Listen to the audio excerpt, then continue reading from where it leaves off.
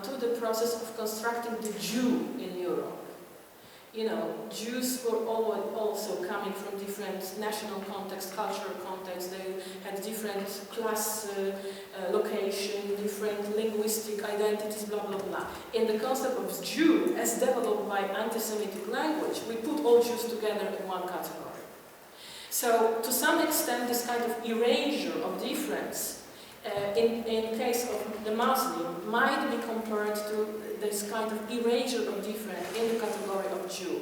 So I'm just saying, but this process in fact is twofold or two-directional. On the one hand, for some reasons, those groups started to identify with Islam and started to construct their identity around this Islamic identification. On the other hand, they, by the majoritarian society, started to be perceived as Muslims. So it's like from both sides. And important elements of the history are Salman Rushdie affair at the turn of the 80s and 70s. You probably remember the satanic verses, these reactions in Europe, which actually constructed this antagonistic relations between Muslims and non-Muslims in Europe. There were some other historical developments, war against terror in September 11, many other factors as well, Danish cartels, discussions, etc., etc. All those events constructed this binary and actually kind of essentialized the Muslim identity. On the one hand, Muslim, these subjects that identify as Muslim use this category. On the other hand, it was made by the majoritarian society, this invention of the Muslim identity.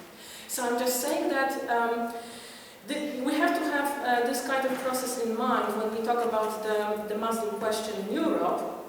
And I would say that parallel process to that invention of the Muslim is, obviously, you have to remember, not only the Rushdie affair or Danish cartel affairs or September 11, but in European context, well, in Western context. First of all, at the end of the Cold War, the collapse of the binary between the West, capitalist, free market West, and the communist world. So you've got collapse of this narrative, and this narrative was replaced by the narrative of the clash of civilization. So suddenly the enemy became Islam became the enemy. So that was this discursive replacement in the sphere of geo-narratives, which was absolutely crucial for constructing Muslim people as enemies, as unwanted aliens. And, so this process of constructing the narrative of the clash of civilization, and in particular European context, you know that this is a process of growing European integration. So European Union is integrating, including new members, and what is natural, this new developing body actually needs narrative of self-identification. So there is growing talk about what European unity is, about European identity. And on this basis, this differentiation from the Islamic is actually taking place. So the collapse of the Cold War, at the end of the Cold War, narrative of clash of civilization, then the talk of European identity, those things are actually linked and are the background for all those issues connected to perception of the Muslim question. So for this reason, whenever you talk about Islam in Europe, you actually talk about the most important, like the most sensitive issues in how European public sphere, what are the values of the European public sphere? The most difficult issues are actually somehow touched when you talk about the Muslim question. Obviously, that's the picture that you obviously know, issue of visibility and the centrality of the image of Muslim women and some other visual aspects of, that's another photo, maybe I'll have time to discuss that later. So this one's from this was not against Minaret project, I think it was more so against the mosque, as far as I remember. Organized by the Buddhists. By Buddhists, yeah. And that's interesting in itself. Not one way than in another. So anyway, what is crucial whenever people are opposing presence of the Islamic in Europe or opposing Joanna's project, they were referring to the concept of Europe. Obviously, there are very different Europes in this contestation, but Europe was like at the center of the argument. So that's Minaret, this website established just to oppose Joanna's project. Yeah? So we were thinking, where do the money come from actually for this kind of, where did the money come from for this kind of activities? Because that was very well, the website that was really well organized and they had a lot of materials. So that's one of the leaflets that we got at one of the meetings when the project were discussed, which is obviously interesting. Leaflets were focusing on women's rights, as if those people opposing the project were feminists. Yeah. So that's the leaflet again. Okay. I'm just saying that those reactions to Minaret are representing all kinds of reactions to the Muslim question in Europe, and here I put the argumentation proposed by this committee, somehow related to the city council in Poznan, that decided on the city investments in the area. It's quite interesting because there's a document signed voluntarily on the occasion of an architectural competition that was actually considered for this area around actually the actual chimney. And there was a bunch of architects, prominent architects, and prominent city representatives, including the conservator, who has always a final word in such questions, and also people who were responsible for the administration of this area. So it was going pretty much from top to down in terms of hierarchy of power and if you like. Mm-hmm. So they gave these arguments, which are pretty significant. Obviously, the one that you mentioned, Minaret is culturally alien. That was the argument. It interferes with the views of the cathedral and the nearby building of the synagogue, and it was pretty funny in the context of this picture when you see that the synagogue is here in the front, and they built some commercial office blocks which interfered in these views even more, but that was not a problem for them. Yeah? So you see the chimney and then cathedral behind these office blocks. So it's, this chimney would interfere, but commercial office blocks did not.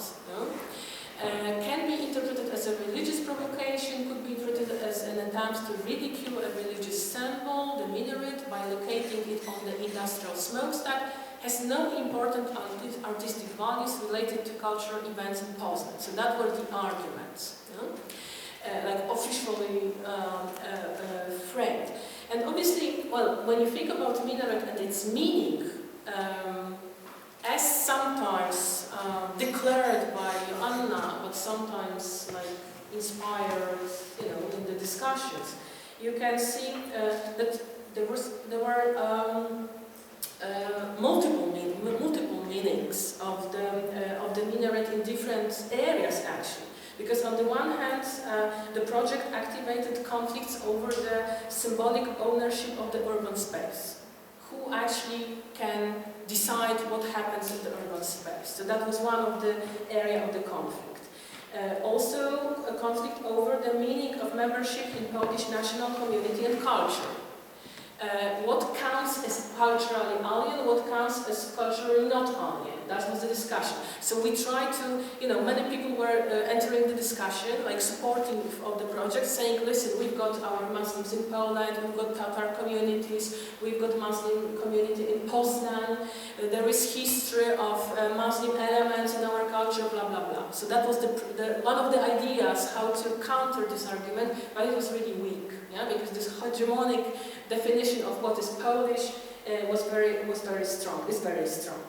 There were questions regarding Polish attitudes toward otherness in general and Muslim otherness in particular, how Polish people relate to this kind of otherness. There was also an issue underlined by Anna regarding Polish involvement in military interventions in countries like Iraq or Afghanistan. So directly political context was invoked by the project as well. And that was the time when those discussions regarding CIA prisons were also active. Obviously, Polish involvement in the war on terror. And because of the fact that the project is was supposed to be imitation or reflection of Palestinian Minaret, the Palestinian conflict, and Polish position towards this conflict was also invoked as a problem. However, I thought that you were not particularly emphasizing this kind of reading of the project, but it was there. Oh, it was there. What I said at the beginning is that actually the final decision to choose this project and not the other was actually the 2009 invasion on Gaza, and this is what actually counted as for the decision. So I somehow emphasized this fact at the beginning, and then I actually dropped it in a course of discussion because it was producing absolutely toxic results. Because the center of the discussion moved always into this area that is swampy and whether you're anti-Semitic or not anti-Semitic. Yeah, this kind of of discussions. And the worst of all was that the chimney was perceived or associated immediately, automatically with Auschwitz. And that was the end. I mean, it couldn't go any further, I couldn't really argue with that. So I was trying not to map this area too much at least, and do it only in certain contexts where I knew that it was kind of intellectually safe. And but in mainstream argumentation, we're trying not to really touch it too much. So we left. Yeah, but this multiplicity of meanings actually created multiplicity of reactions and also conflictual relations between different groups, even groups that supported the project. Because then, and that's interesting. Okay, that's Minaret effect. How many press, discussions? I've got these photos. People were gathering, discussing, quarreling. Okay, Joanna showed that herself. So we have this multiplicity of reactions. Now I want to say a few words what is special about Polish reactions. Because, we had this vehement opposition towards the project, which is linked to vehement opposition towards the presence of the Islamic in the public sphere. But in Polish context, it's very special because we don't actually have Muslim community. I mean, they are statistically insignificant. It's 0.05%. In Poznan, it's 1,000 people. Tatar people, like 5,000, in the whole country. So this is absolutely insignificant statistically. If you compare with the reactions, it's absolutely weird when you think why people were so concerned with the issue of building the mosque or building And so this is one factor, one very special context, to Polish context to this discussion. And my idea is that also when we interpret this kind of particular reactions to the Minaret project and also to the Muslim question in general in Poland, we have to take into account Polish position vis-à-vis the idea of Europe as a symbol of modernity, progress, human rights, economic advancement, liberal democracy, etc., etc. Because, as I told you, in most of those reactions against Minaret and against Muslim presence in Poland, You know, there is this concept of Europe all the time. We defend European values. We don't want Europe to become Islamicized. They've got different values and we don't accept that. So the concept of Europe is crucial, and also in the context of our Polish discussions. And my interpretation actually is that it is connected with our semi-peripheral situatedness vis-à-vis the concept of Europe. And because you obviously know that after 1989, we had this big narrative of returning to Europe, as if we were not in Europe before. So our Europeanness was very like insecure, precarious. We were like neophytes in this European sense. And I think that this is actually, it can be interpreted, this specific Islamophobia without Muslims can be interpreted as a function of a special, as I said, mode of Poland's insertion into Europe as a political cultural community, that we try to confirm our belonging to the European by contesting not European, by actually being against others, non-European others, and in this way we actually attest our Europeanness. And this is compulsive in the sense.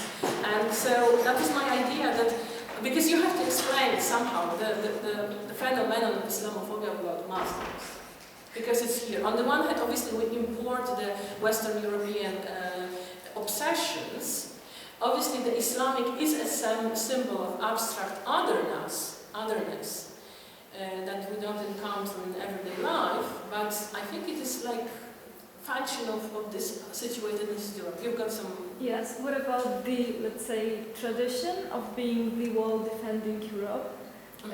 And about Sobieski and this battle near Vienna, when he, let's say, defended Europe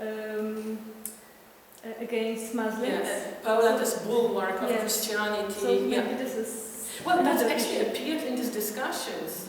Very often, Sobieski the joke, that was amazing, the joke of this biggest failures in terms of discussion is that, of course, people started to dig in the history of Poland. And then the joke was that they got stuck on the Crusades and they didn't even get to the Sobieski, defending Vienna. So imagine, we couldn't really get out of the knot of the discussion around the Crusades, so we got stuck in the medieval ages, and it was amazing. But talking about this, over Indo-Europeanness, one of the most vicious associations defending the European values and being against me and very active against the project was actually called the Association of Future of Europe. And was very much fueled by the Danish, actually, really reactionary and anti-Muslim forces, from the right, obviously. They're very well united, as we know. So it's just kind of, well...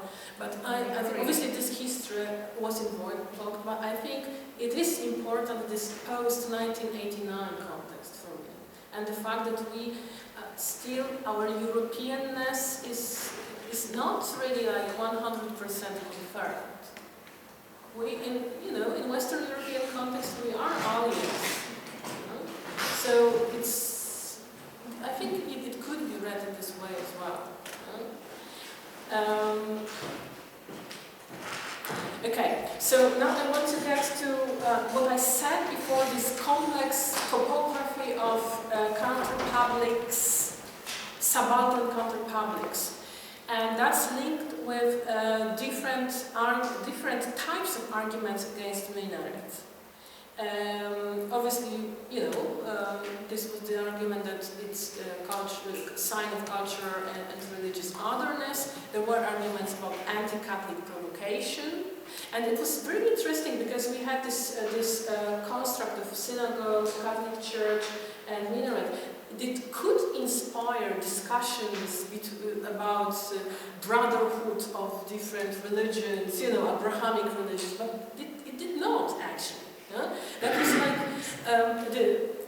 No, I'm laughing just because the curator of the project was trying actually to ring the bell of the kind of Abrahamic links, and she went to the Jewish community leaders, and they were one of the most terrified by the idea. So they completely left her, you know, without any answer. Not to mention the Catholic hierarchy, because one of the answers that we actually got after this burial of the minaret was quite interesting. It was very explicit. One of the activists said that the answer in the failure, in terms of the failure of the project, should be found rather in the around the cathedral, rather than in terms of the civil authorities of the city. And well, in Poznań, the problem that in Poznań they are so much linked, interrelated, that they could be perceived as one kind of voice. May I read to you one article of the Polish Constitution? It's related. Yeah. So Article 25, first I'll give you the Polish version and then I'll go for translation, which is going to be my own, so I'm not sure if it's actually a perfect one. So Article 25, Punkt 1. Kościoły i inne związki wyznaniowe są równouprawnione. Cytatu. So, roughly speaking, the churches and other religious communities are equal in their legal position. End quote. Just so that you know, because it's interesting, I read it yesterday, I asked some students to read the constitutions. For some of them, it was the first time they ever approached this document, which actually brings me to another topic that maybe in the discussion should be approached from more close, which is that the knowledge, the common knowledge of the legal situation in this country is none. I put it very straightforward, I think it's none. And then I wouldn't like to be this kind of advocate for the legal procedures anywhere and in any situation and in any case, but on the other hand, there are some rules established for this community that should never be discussed, that should never be questioned. And in those arguments against the Minaret, but also in those more official arguments against the Minaret from this community of urban planners, architects, etc., half of those arguments are actually against Polish law. As simple as that, as simple as that. So my issue is, how can this possibly happen? That on one hand, that the city officials, so the employees of the Polish state and representatives of the Polish state, act against the rules. I mean, this was just one example, but we could find at least 10 or 12 relevant legal claims that absolutely contradict the very possibility of even stating publicly this kind of concerns that they mention.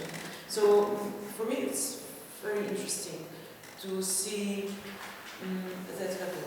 And when you talk, because I somehow didn't really remember about the burial of the project, so I found it kind of interesting that you mentioned. I'm thinking maybe it's connected to the fact that you weren't really trying, if I understood correctly, to actually build a mosque as a religious institution. No. So there's no attempt to build a religious institution there, and if there were, there might have been defense to this topic. But as an artistic project, it could have just been rejected on other bases. And it's obviously, I'm a Polish, but I've been hearing a lot of cases of rejection of projects more or less artistic. In Poznań, it was this theater on the Golgotha, or I think it was also the concert of the band, and all of them are connected to church pressure. And the question is, I wouldn't expect. So I wouldn't expect any other type of reaction in this particular place and in this particular time. So what was? Yeah, but I don't see it as a failure in the sense that it was a little bit of a lost battle. Well, there's a definition of failure, obviously, but what was already mentioned, I think that we shouldn't really think that the discussion or the creation of a public sphere, let's say, around the project in this particular context, well, it is obviously a success. The knowledge production is fantastic. We now are here because of that. But nothing can replace material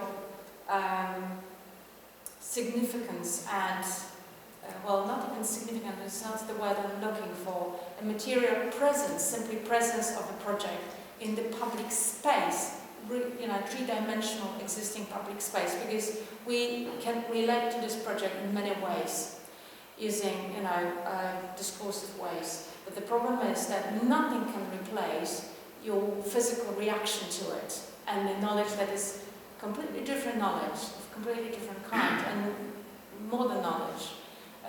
When a project like that actually appears and starts aging and simply starts its life with the city, and in fact changes the cityscape. So it's in these terms, this is a failure. This is a failure because we gradually will forget about the project. There will be kind of a significant moment in the history of the city in this country, in a way, as a discussion. But nothing can replace the facts. The facts on the ground. So in this sense, this is a complete failure. With a very humble. Excuse me, I have one proposition because I believe this would be easier if we allow you to, and sorry for also intervening several times. So let's get the lecture done, so we'll come all the matters and we'll come back to this one. So what I want to emphasize, because you've got all this kind of arguments. And on the one hand, so we mentioned the city authorities using this argument of cultural otherness, alienness. We've got Catholic Church opposing the project from the position of the religious hegemony in Poland. Yeah? Even though you could think that maybe they should get into alliance with different religions to oppose secular society. But they wanted to defend in their position, they wanted to defend the project, they probably were expressing their hegemonic status of Catholicism in Poland. So I'm just saying that many reactions against Minaret were from this hegemonic position of Catholic dominating religion, from the position of, on the other hand, liberal values, European, human rights values, this kind of things, anti-immigrant, anti-otherness values. So you've got these hegemonic discourses in the public sphere, which Joanna tried to challenge with her project. And obviously we have this negative reaction. But, as you can see, that those arguments are not all of them are religious. Some of them refer to the human rights and oppression of women.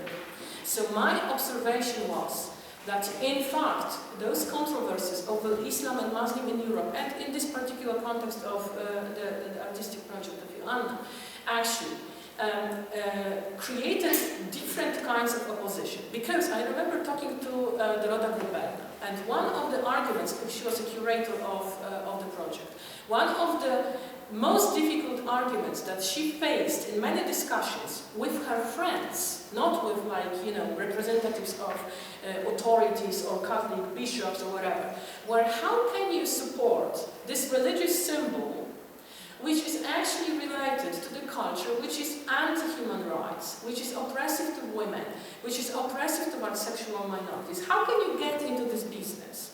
Because Minaret is Minaret. You may say it's not like a purely religious space, but it is still a sign of some religious cultural identity, which is not particularly emancipatory in how we perceive it. So she had, in her narrative, she had to counter not only arguments of those right-wing nationalists promoting national purity or Catholic Christian superiority or superiority of liberal values, but she also had to find arguments to discuss with her feminist friends, for example, or LGBT friends. And that's, I want to say that if you observe European and Polish reactions towards Muslim question, which were also represented in the reactions to the Minaret project, you see that those controversies actually disturb this topography of standard political divisions on left and right. You can find Islamophobic anti-Minaret positions in every part of political spectrum. Leftist and right-wing and feminist and LGBT and whatever. They were people pro and against. And also on the right, some religious people were for the project. I mean, I've heard this kind of arguments. They said, yes, religion is important in people's life. Secular society, consumptionist society is actually, invading religious sensibilities. So yes, let's promote together religious discourses. And actually, some articles in the Godnik were pro-Minaret, as far as I remember. No? And at least I remember, or maybe they were not about the project, but they were about this ban in Switzerland. They were criticizing the ban, because the starting point was the alliance between different religions. So you see, you had anti-Islamic positions in